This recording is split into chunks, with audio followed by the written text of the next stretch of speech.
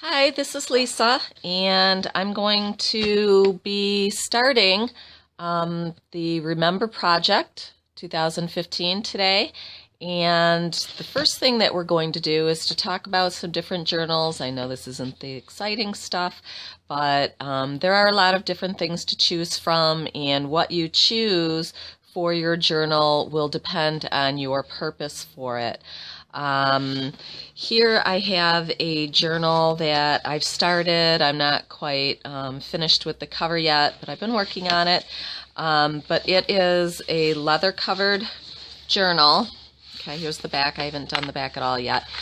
And it does not have any lined paper inside. It's meant for sketching. It's like a sketchbook. You find it at Barnes & Noble. They're relatively inexpensive. And this is one of the journals that I'm going to be doing for one of my sons, Ryan. And this one the papers aren't real stiff in them, so they will kind of warp and bend as I glue and paint and paste pictures and different things, memorabilia, into my book. I will probably end up taking out some of the pages because over time it's just going to get too thick for the book. It'll end up going like, spreading way out. We don't want that. But that is one kind of journal that you can do. And if you want to do a lot of sketching or a lot of doodling or just putting in pictures, this would be a great book for that. If you want to do more writing, you want to tell more of a story about different things that have happened in your life or different memories that you have, this is the same kind of journal. It's the leather-covered journals from Barnes & Noble, and this is another one that I've started. This one's going to be for my daughter.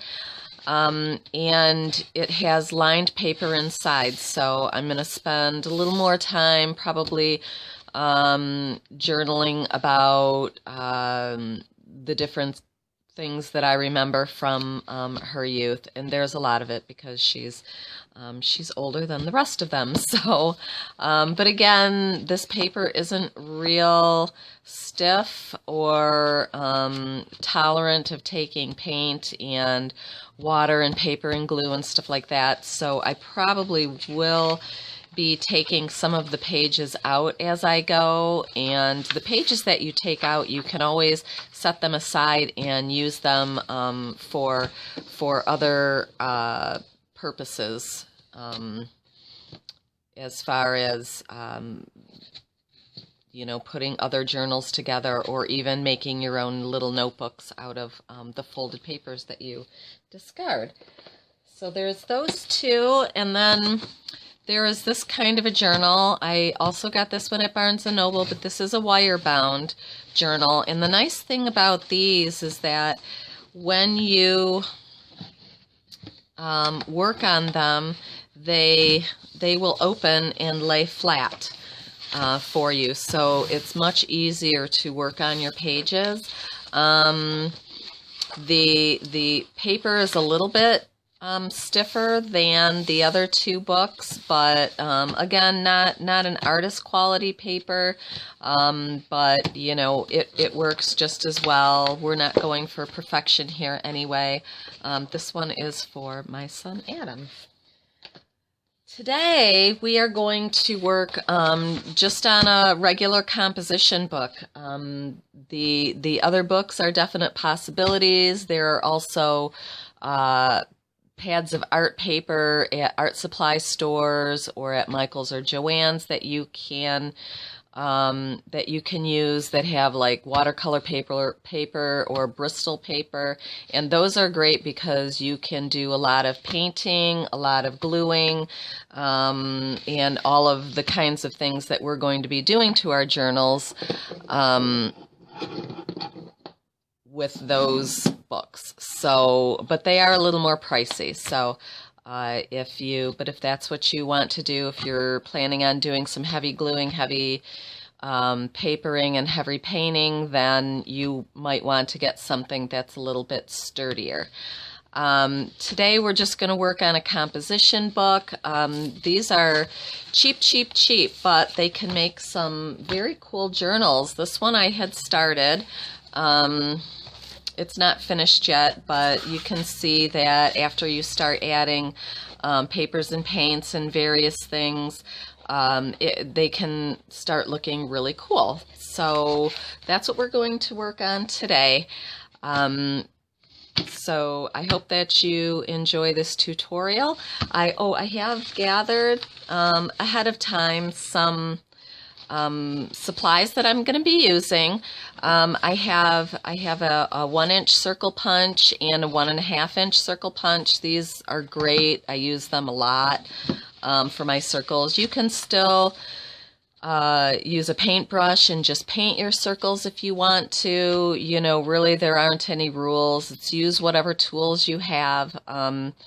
You don't want to go out all in one week and buy tons of supplies because that would just be expensive. So use what you have. I also have some stencils today. I like to do some chunky painting with the stencils to kind of give some texture to the books.